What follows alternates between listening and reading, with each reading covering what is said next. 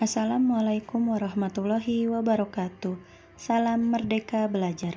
Perkenalkan, nama saya Anissa Yuliawati SPD, guru kelas di SDN Semplak 2 Bogor.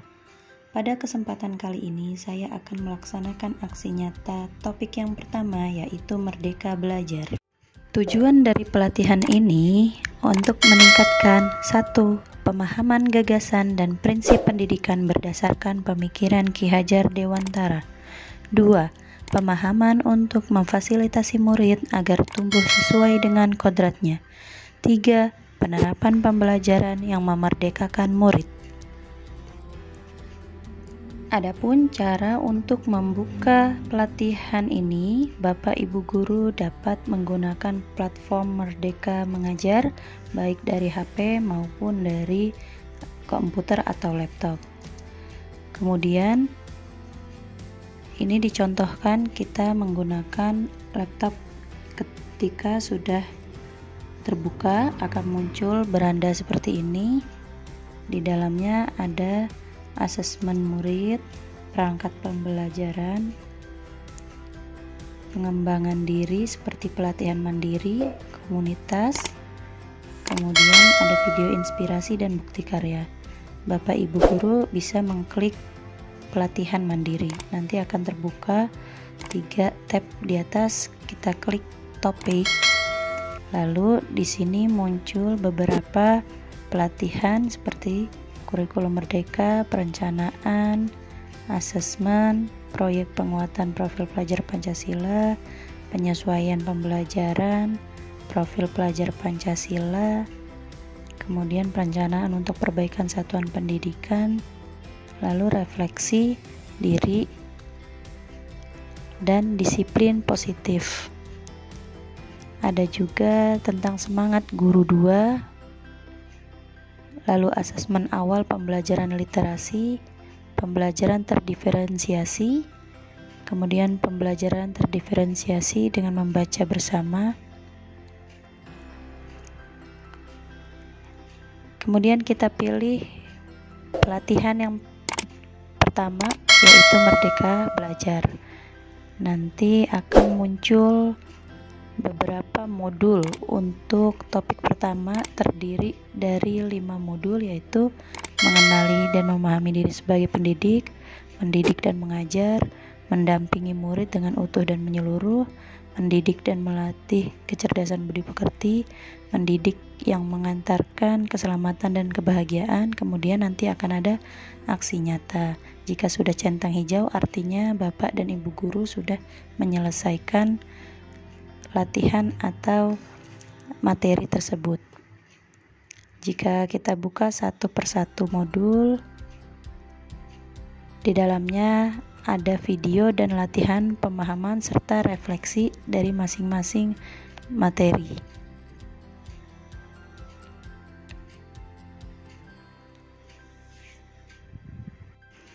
Untuk di setiap bagian akhir modul, nanti Bapak Ibu guru akan bertemu dengan post-test, yang mana post-test tersebut wajib dikerjakan sebelum melangkah ke modul selanjutnya.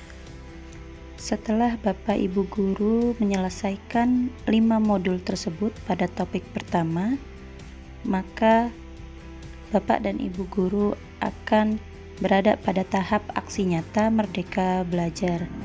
Di dalam aksi nyata ini terdapat 2 pilihan. Kalau di sini saya memilih aksi nyata yang pertama, yaitu menyebarkan pemahaman Merdeka Belajar. Untuk keterangannya sudah dijabarkan. Kemudian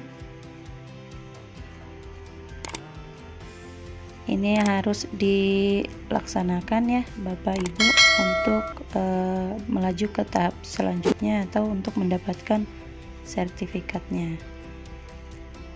Nah, ini isi dari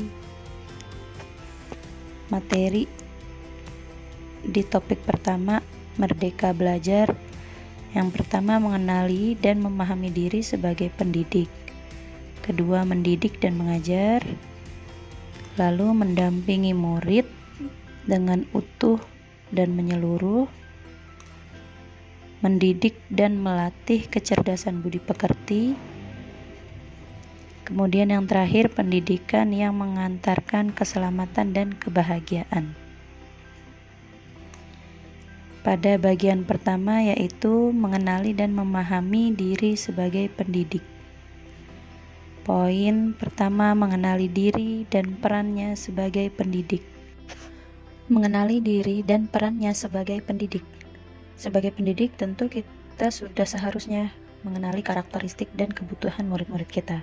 Akan tetapi, hal yang paling mendasar juga harus dimulai dari diri sendiri, yaitu mengenali ketakutan, kekuatan, atau kelemahan diri. Di bagian ini, Bapak dan Ibu guru merefleksikan kekuatan dan kelemahan yang dimiliki, lalu bagaimana kita dapat mengelola apa yang dimiliki tersebut untuk berperan mendidik murid-murid kita. Kemudian, apa peran saya sebagai guru? Di sini kita akan mengenali diri dan perannya sebagai pendidik atau guru.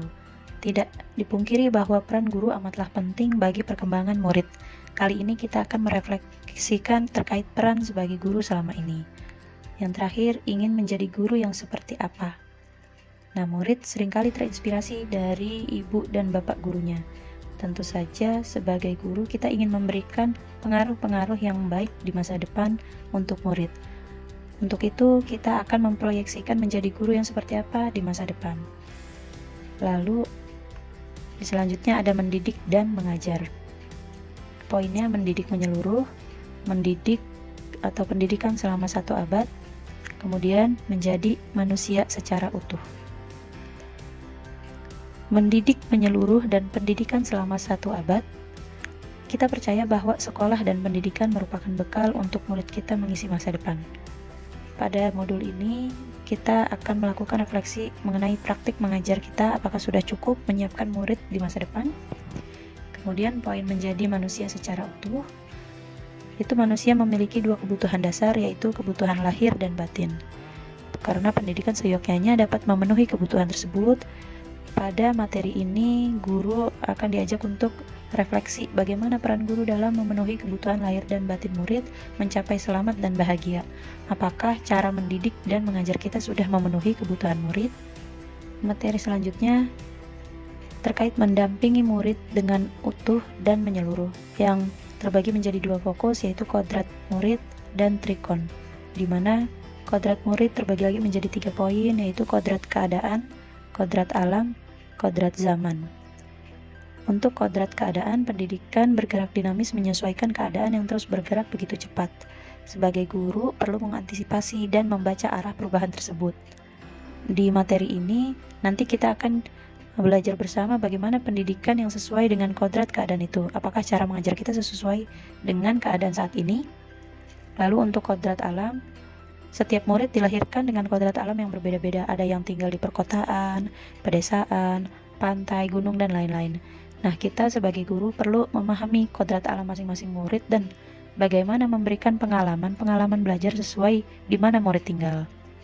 Kodrat zaman. Perubahan zaman merupakan keniscayaan yang tidak bisa kita cegah. Zaman berubah, cara mendidik dan mengajar pun menyesuaikan demi murid-murid kita. Kita akan refleksi terhadap perubahan zaman yang berpengaruh terhadap cara kita mendidik dan mengajar murid. Kemudian untuk asas trikon, ada 3, yaitu kontinu, konvergen, dan konsentris. Asas trikon dianggap menjadi jawaban yang tepat menuju pembelajaran yang berpihak kepada murid. Karena dengan asas trikon, yaitu kontinu, konvergen, dan konsentris ini, guru dapat merancang pembelajaran yang berkelanjutan, terbuka, dan berdasarkan kebudayaan bangsa. Nanti pada materi ini kita diajak untuk memahami asas trikon dan praktiknya dalam pembelajaran.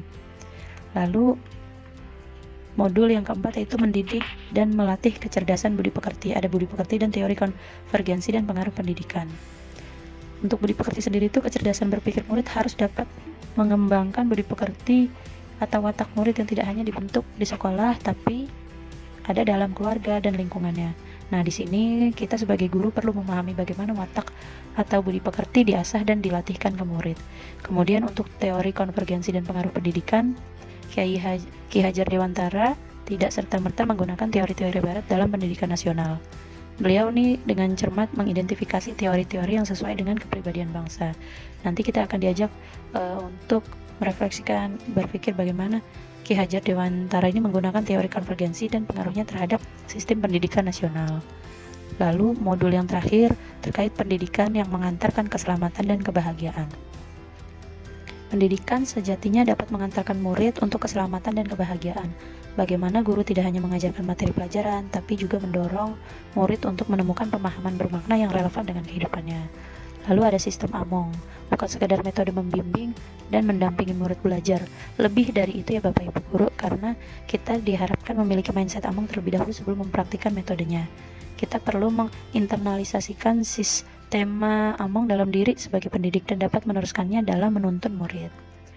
Untuk merdeka belajar di abad 21, kompetensi abad 21 menjadi kompetensi yang perlu dimiliki murid untuk menghadapi tantangan-tantangan ke depan. Untuk itu, pendidikan yang memerdekakan murid menjadi salah satu cara murid merdeka dalam belajar, menggali keingintahuannya dengan bimbingan guru. Guru perlu memahami bagaimana murid merdeka belajar untuk mencapai kompetensi abad 21. Lalu membimbing murid memperbaiki bangsa. Guru membimbing dan mendampingi murid dalam proses belajarnya, bukan hanya sekadar meningkatkan kecerdasan berpikirnya, melainkan juga secara tidak langsung berperan memperbaiki bangsa. Guru ini perlu memahami bagaimana berperan dalam memperbaiki bangsanya. Lalu ada peran serta keluarga, sekolah, dan masyarakat.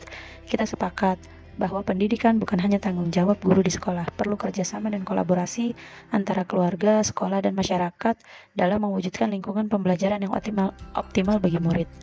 Guru perlu melibatkan peran masing-masing elemen agar selaras dan berkesinambungan demi tumbuh kembang murid. Terima kasih Bapak dan Ibu Guru sudah menyimak topik ke-1 yaitu Merdeka Belajar. Mohon umpan balik pada link di deskripsi di bawah ini. Terima kasih. Wassalamualaikum warahmatullahi wabarakatuh.